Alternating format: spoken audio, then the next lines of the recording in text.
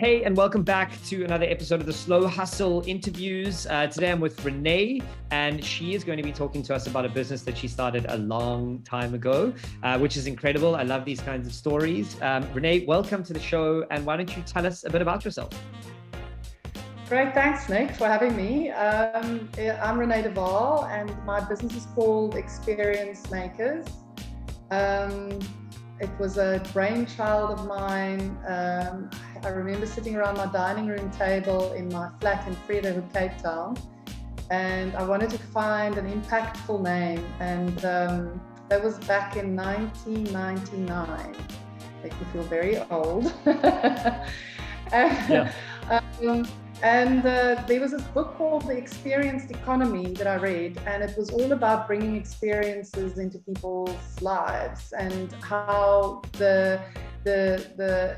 that impacts people more in terms of a lasting memory and being able to relay marketing in that kind of a way. And I didn't realize then I was ahead of my curve in terms of the Experience Makers, because that book only literally, I can almost say, 10 years into running the business, I started seeing that psychology emerging, and how, and particularly in the design world, it started emerging how marketeers talked about the experience of a space and blah, blah, blah, blah. So I had a lot to write into, and because that's the niche that I've built myself into over the course of the last 22 years. But you know, going back to your question of how do we end up in this business, I think it's stupidity sometimes. Yeah, the ignorance. Couldn't agree with that more. Yeah. And I think ignorance is bliss, because if we had to see what's ahead of us, we would never tackle it. So it has its purpose, and I can say that because I've had a love-hate relationship with entrepreneurship for as long as I can remember. I think my journey as a entrepreneur and perhaps on a subconscious level, starting out in the construction industry, had a lot to do with my subconscious need to prove myself in a man's world. Growing up with brothers, always telling me, "You're a girl, you're not good enough, you can't do it, you can't play as nicely as boys. Boys are more fun." And I think I've kind of created myself a career around that. And it's taken a lot of unpacking in my own personal dynamic as an entrepreneur to see, you know, what is driving me into continuously, you know, putting myself through this. And I've been on many precipices of giving up. I think I've gone through 4 recessions, and we've survived COVID. But I distinctly remember the psychology behind all of these recessions as well. And in one such time where I was also about to throw in the towel, I ended up going out and buying myself business premises. And I thought, what the F am I doing? I'm hating this journey, and yet here I go and invest in business premises to move my business into. And I've said for years that entrepreneurs are fundamentally broken people, and we are working every day to fix ourselves in spite of never being able to. Yes. And then fortunately, I think by lots of perseverance and asking really deep questions consistently, and not, you know, necessarily wanting to give up on those paths, we slowly unravel the answers. And whilst we've built up a huge amount of experience that no university or, you know, anybody outside of yourself could have taught you.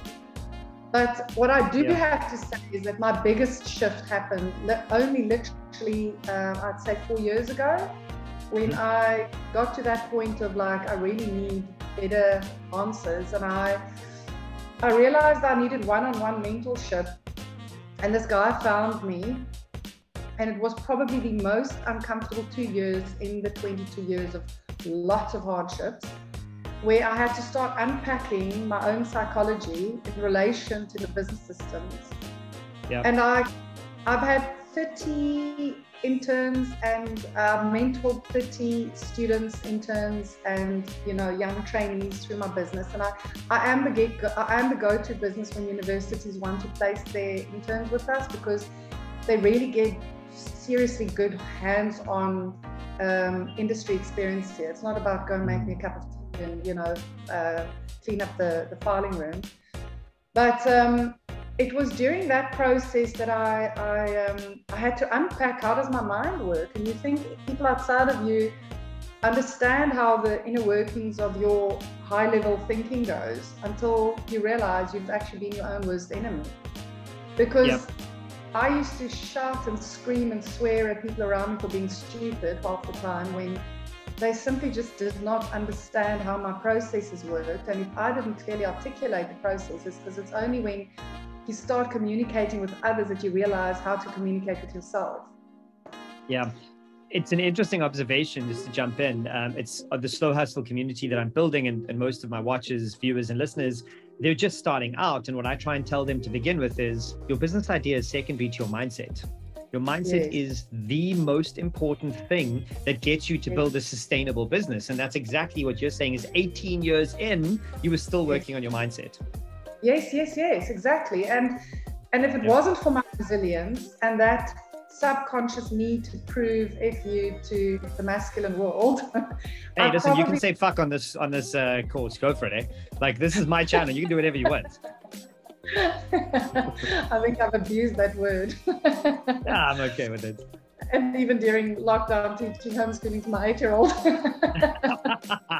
Worse than being an entrepreneur. Now I'm sucking at being a mother too.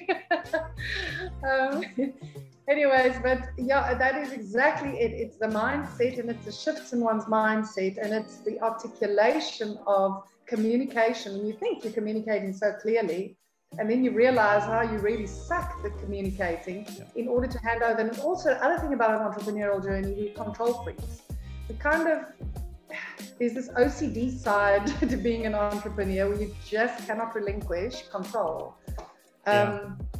And that's the point of burnout. So that's where you realize, listen, I've created this cage for myself. I can't sustain this, you know. And it was literally last year that I turned 50 during COVID that I realized I actually have built this cage around myself. So I did want to ask you, you clearly remember before you had this business and went from a side hustle or whatever it was to this thing. So how's your life different and better having built a business? How is life better? Yeah, your personal life. So what I'm trying to figure out is how is life better? Yeah, so a lot of the people starting can't see what the world will look like. They see pain and struggle and fear, but actually there is a lot of positive stuff from starting your own business. Definitely. Okay, so I think starting your own, I have a happy ending to, well, it's not an ending, it's a new beginning to an ending. I think I've given birth through my business to a whole new way of seeing my new chapter, and that is through the process of unpacking experiences, systems,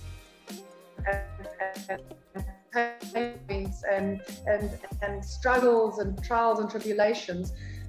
This system is a way of teaching a younger culture how to onboard into businesses that they don't get in university. There's in universities you get a degree in how to do architecture and creativity, but there's no way of understanding how the psychology of clients and how to interact with people. There's a whole module of education, I think, that's even lacking in school systems. So for me personally, I don't think I was ever employable. I am a free bird. I need to create. I'm a creator. I can't help myself. Even if there's no work, I will create work and I will create things. So entrepreneurship is for a person who's got kahunas. You've got to have balls to persevere. You've got to have an immense amount of resilience and having a vehicle, because really it's about adding value. It's not about making money. Money should be a secondary. Money will come when you've added the value. And it only is late in my life because I never had YouTube to educate myself on. I started on the drawing board, you know, so I had to figure this stuff out. And I'm probably a late bloomer in terms of what the millennials will be, but it's my lessons. Nobody can take that away from me. What I've learned through my experiences as an entrepreneur in my business is integral to me. And those are the values that I don't want to pass on to a younger generation, make my past my purpose. And that's where I've created a new platform that we literally just launching called Simplexity, to simplify, you know, the young entrepreneur's ability to step into a business with a better education and a better view on the how-tos that I had to figure out in a, you know, lots of time wasted manner. But I think if you embrace entrepreneurship with the vision to see, not your goal should never be there to achieve the goal. It should be there to see who you must become in order to achieve that goal. Because by the time you've achieved that goal, something else is going to chase you, you know, and you're never going to feel satisfied. Your purpose through the vehicle of entrepreneurship and through your business should be to see who must I become in order to achieve that goal. And that's the value that's that great. My business has added to me. Yeah, that's awesome. Then the final question that I'm interested in is, this obviously started so long ago that your business has been incredibly sustainable. Looking back, what do you think was the thing that you did that made this business so sustainable? Because a lot of people are trying to build quick wins and like fast money. A 20-year-old business is an incredible feat in any measurement. So what was the thing looking back when you started? I've always, my dad is a very frugal, conservative man, also was very successful but he was, you know, MD of an advertising company, but throughout his life, he's been very frugal, taught us all about perspective finances. And I never got myself into the habit of spending more than what I was able to. Starting out, I put 100 Rand into my CC back then, and that's what I started my business with. I wasn't shy to take on, I was never above any job. I had no ego about what type of project I took on. Obviously now I've niched myself, but never run your business ahead of what its capacity is of earning, because as I say, I've survived 4 recessions, and it's about keeping your own personal expenditures, you know, intact, as well as the business expenditures. And I'm always ahead of the curve. When I see things coming, I cut back. I'm always constantly seeing how to manage my finances, and into how to vision yourself into a better financial system. And yes, during COVID, I think we were all challenged with the pillars of health, you know, financial, mental, emotional, physical. And it's during these times in particular that it shows up where the big flaws are in your business. If you haven't sustained and made sure that you have income to carry you. Now, COVID is unprecedented. It's like stretching us beyond anything.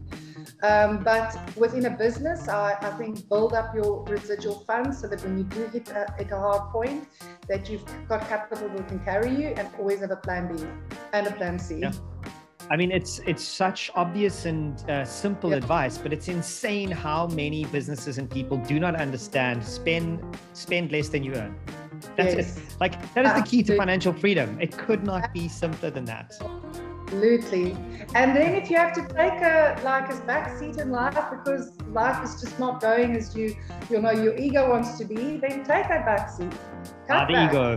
The ego, that's the big one. The young ego, especially. You want the big cars and the 30,000 employees, and you want profit. You want profit. Humility.